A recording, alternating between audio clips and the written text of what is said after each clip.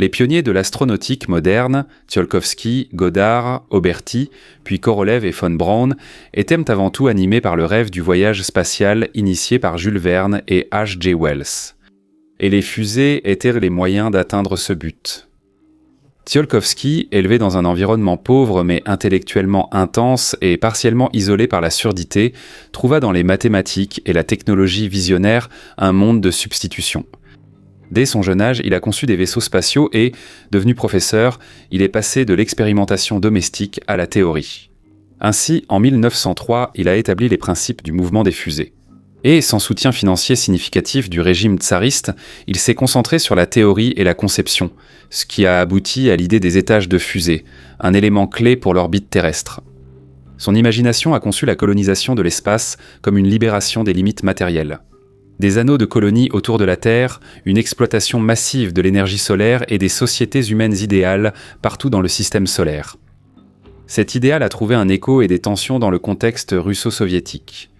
La science russe, depuis Pierre le Grand, a dépendu de la direction de l'État et a oscillé entre l'absorption de l'Occident et la préservation d'une identité propre.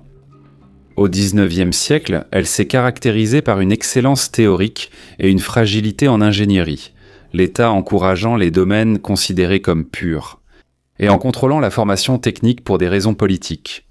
Le résultat fut un corps technique souvent critique du régime et un désordre d'initiatives pour coordonner science, industrie et gouvernement qui ne prirent de l'ampleur que lors de mobilisations totales, comme la Première Guerre mondiale. Et après 1917, le pouvoir bolchevique apporta une autre complication, l'exaltation de la science et de la croissance matérielle comme légitimation politique, tout en se méfiant de l'échange libre d'idées et de ce que les bolcheviks appelaient les spécialistes bourgeois, qui étaient un pourtant nécessaires à cette modernisation. Un débat émerge alors sur la place de la science dans le marxisme. Les mécanistes, qui considéraient la science occidentale, même sans conscience de classe, comme matérialiste et exploitable. Et les déborinistes, qui craignèrent la contamination idéologique et défendaient une science marxiste distincte. Et comme toujours, la réalité n'est jamais tendre avec les idéalistes aux idéologies radicales. Avec la fuite des cerveaux est venue l'urgence productive qui a poussé Lénine au pragmatisme, préserver et recruter de grands spécialistes, créer des instituts de recherche d'État appliqués à l'électrification, à la physique, au combustible, à l'aviation, et aussi consolider un plan transformant le progrès technologique en programme politique. Il en a résulté qu'à partir de 1919, les persécutions généralisées contre les techniciens ont cessé. L'État soviétique a alors commencé à les courtiser et à fonder une technocratie inédite. Dans le domaine aérospatial, la révolution a agi comme un déclencheur institutionnel et symbolique. C'est parce qu'en 1918, le TSAGI a été créé et, en 1919, l'Académie d'aéronautique Joukovski, où Joukovski a reçu une pension et du prestige. Et la culture populaire a été stimulée par des œuvres qui reliaient le socialisme au cosmos. Les années 1920 ont marqué le printemps mondial des fusées grâce aux avancées de Goddard sur les propergols liquides. Aux États-Unis et en Allemagne, Aubert a systématisé la théorie et a inspiré de jeunes gens comme von Braun. Tandis qu'en Union soviétique sont apparus Kondratiuk avec le module d'atterrissage et les trajectoires de rentrée et Zander avec la propulsion liquide.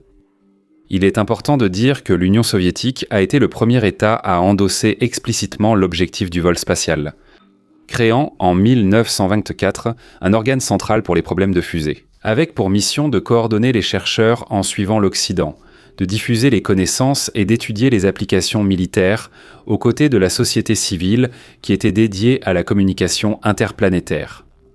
Cette floraison, cependant, a été rapidement absorbée par l'État stalinien.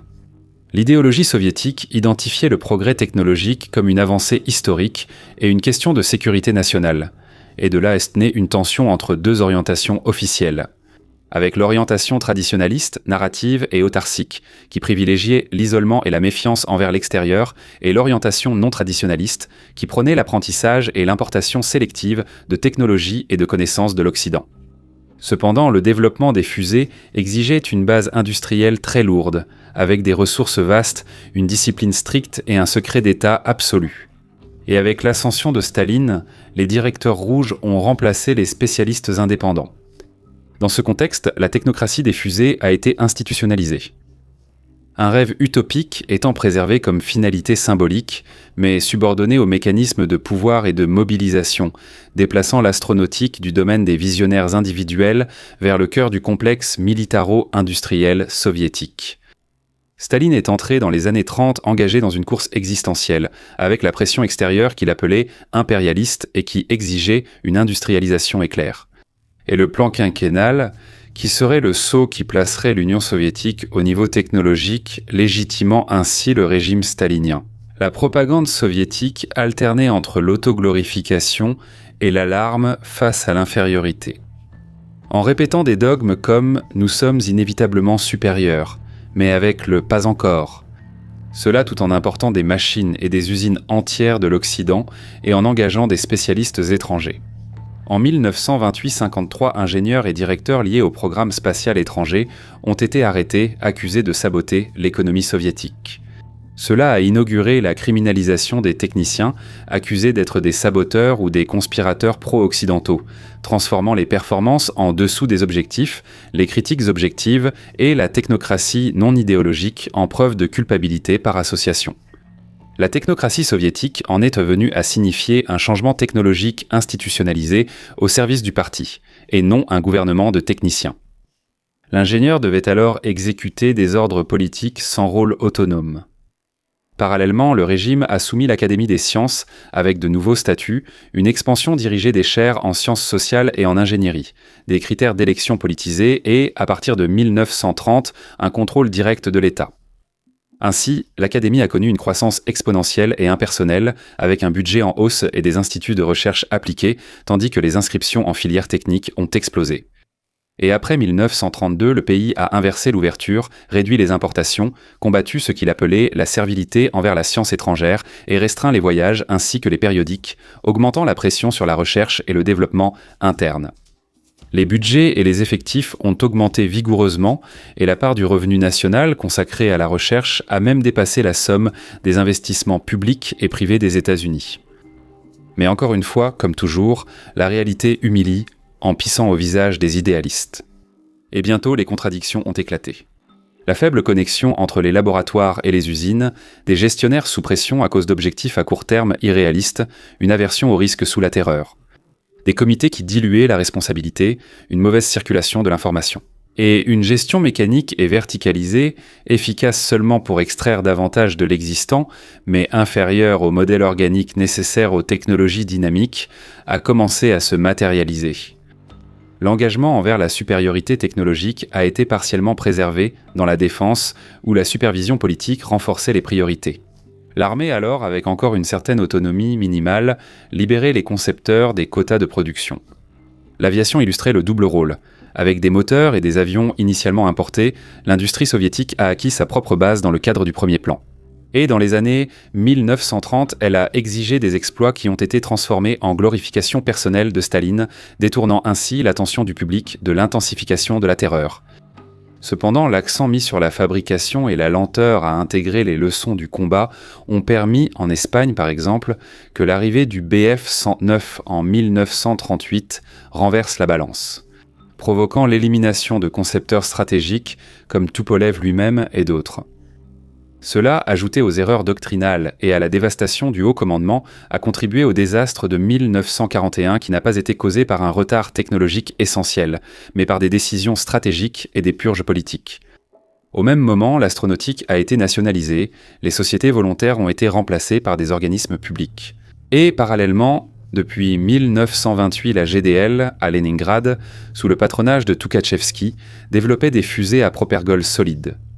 Zander a laissé une série de prototypes prêts, Glouchko a consolidé l'ingénierie des moteurs à carburant liquide, Korolev a dirigé des tests de stabilité, créant une fusée à 2 étages avec un moteur à combustion interne et, en plus, des missiles à courte portée. Les purges de 1937 et 1938 ont démantelé une partie du programme et ont conduit Korolev au bureau prison.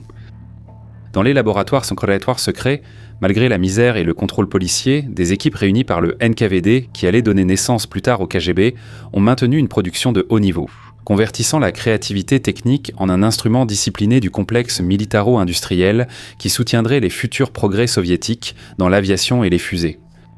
Les bureaux prisons ont maintenu les spécialistes techniques, le président Dmitri Kuznetsov, et la possibilité de continuer à créer, servant d'encre psychologique. Surtout après juin 1941, ce qui s'est ajouté au patriotisme pour la survie de la patrie soviétique. Et en plus avec la promesse de libération. En échange de projets réussis, qui coexistèrent avec la menace d'un transfert dans des camps de travail forcés pour indiscipline en Sibérie. Et la police d'État elle-même, capable de mobiliser des ressources et du personnel au milieu du chaos des éliminations et de la guerre, finançait alors ces centres. L'impact des persécutions politiques et des éliminations a été ambigu, car la perte d'individus irremplaçables a été incalculable. Mais en chiffres absolus, le système a absorbé l'expansion massive des diplômés et des fonds des années 1930. Et de toute façon, l'invasion allemande a rapidement désorganisé le complexe de recherche et de développement, redirigeant les ressources vers l'effort immédiat. Le recul relatif de l'astronautique durant la guerre était dû davantage à la guerre qu'aux persécutions. Des centres industriels envahis ou évacués, des priorités urgentes qui ont détourné les projets de fusées des vols spatiaux vers des armes d'attaque rapides, entre autres choses. Et si, en 1938, la recherche russe sur les fusées était dans les délais et progressait encore jusqu'en 1941, le fait que la filière concrète des fusées spatiales soit ensuite issue de la branche allemande et non du soviétique. Cela tient aux différentes façons dont la Seconde Guerre mondiale a structuré les capacités et les besoins, tant dans l'Allemagne nazie que dans l'Union soviétique. La stalinisation à coup de force a forgé la base industrielle et l'écosystème de recherche et développement soviétique, indispensable à l'avancée militaire, et a associé l'image de l'Union soviétique à la conquête technologique des cieux. Les graines de l'astronautique ont été semées dans le sol de la technologie stalinienne. Vers 1941, il était déjà fertilisé au prix d'un lourd tribut humain pour germer. La guerre, bien qu'elle ait aggravé les défaites et les retards en repoussant l'envahisseur tout en préservant l'état technocratique, a transféré une partie de l'héritage technique allemand aux ingénieurs soviétiques. Et elle a instauré un nouveau contexte international dans lequel les fusées à longue portée sont devenues stratégiques, remettant le programme spatial soviétique sur la bonne voie. Pendant la Seconde Guerre mondiale, la recherche allemande d'armes de représailles a mené à la création des fusées V1 et V2 précurseurs des missiles modernes. Le V1, une bombe volante à faible coût, et le V2, le premier missile balistique de moyenne portée, représentèrent le sommet de l'ingénierie de Heinz, mais aussi le début de l'ère spatiale et de la course technologique d'après-guerre. Malgré son inefficacité militaire, le programme de fusée de Hitler a anticipé la fusion entre la science, l'industrie et le pouvoir d'État, inaugurant le modèle technocratique de. Sous la direction de von Braun et Dornberger, le centre de Peenemünde est devenu le symbole d'une vision visant à atteindre l'espace un jour. À la fin du conflit, la lutte pour les ruines du programme allemand marqua le vrai début de la guerre froide. Les soviétiques ont avancé sur l'est de l'Allemagne, tandis que les Américains ont capturé Peenemünde et Nordhausen, les centres du programme de fusée nazi. Staline, furieux d'apprendre que les États-Unis avaient emmené les principaux ingénieurs et documents lors de l'opération Paperclip, comprit qu'il avait perdu le butin intellectuel le plus précieux du siècle. Dans une fuite désespérée, von Braun et environ 500 techniciens se sont rendus aux Américains, en mai 1945, emportant avec eux 13 années de recherche et des plans détaillés. Un exode qui a scellé la future suprématie technologique des États-Unis. Les Américains ont transféré le matériel au Nouveau-Mexique et, avec l'opération Paperclip, ils ont fait venir plus d'une centaine de scientifiques allemands, dont von Braun, pour développer les fusées qui allaient plus tard donner naissance aux programmes nucléaires et spatiaux. Les Soviétiques, quant à eux, sont arrivés en retard, ne trouvant que des installations pillées et seulement des ingénieurs de second rang. Mais malgré cela, ils ont réussi à recruter Helmut Grüttrup, le subordonné de von Braun, qui a supervisé la reconstitution du V2 sous la direction de Grushko. Pendant ce temps, Korolev, qui avait été libéré après 7 ans de prison, reprenait le développement indépendant de fusées. D'après les témoignages, l'Union soviétique n'était pas très en retard sur l'Allemagne. Elle avait la théorie et des ingénieurs, mais manquait de bases technologiques pratiques. Et pourtant, en 1900, 6 000 techniciens allemands ont été déportés en Union soviétique pour travailler de force sur des projets de missiles, consolidant ainsi la base industrielle qui allait soutenir la future course à l'espace. Pendant ce temps, la victoire soviétique en Europe a offert à Staline la plus grande expansion territoriale russe depuis Napoléon. Cependant, l'euphorie s'est dissipée en 1945 avec la révélation de la bombe atomique américaine, et à partir de là, le monde est entré dans une logique de méfiance totale. Quoi qu'il en soit, le facteur technologique a été l'axe de la rivalité pendant la guerre froide. L'Union soviétique, qui se définissait elle-même comme une technocratie socialiste, voyait dans la supériorité scientifique et industrielle le fondement de sa légitimité historique. Les États-Unis, guidés par la liberté de recherche et l'économie de marché, ne pouvaient pas accepter un adversaire qui se proclamait destiné à la suprématie technique. De plus, avant même la fin de la guerre, l'Union soviétique investissait déjà massivement dans l'énergie nucléaire. Puisque depuis 1922, l'Institut du radium de Vernadsky et des physiciens comme Kapitsa et Ioffe avaient déjà consolidé une solide tradition en physique théorique et expérimentale.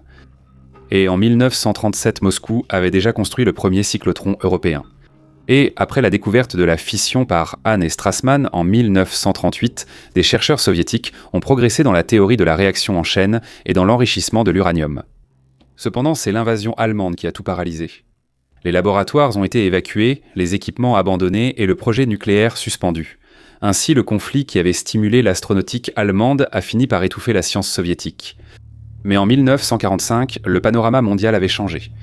L'Occident avait la bombe atomique et la capacité de bombardement, tandis que l'Union soviétique possédait la plus grande armée terrestre et l'élan du socialisme industriel. Une dualité qui donnerait naissance à la logique selon laquelle la technologie serait la source du pouvoir et de la survie. Aboutissant en 1957 à l'ascension d'un nouveau symbole planétaire, Spoutnik, premier fruit visible de la graine technocratique plantée par Tsiolkovsky. L'étincelle qui a enflammé l'imaginaire mondial ne venait pas du marxisme, mais de la technocratie léniniste et...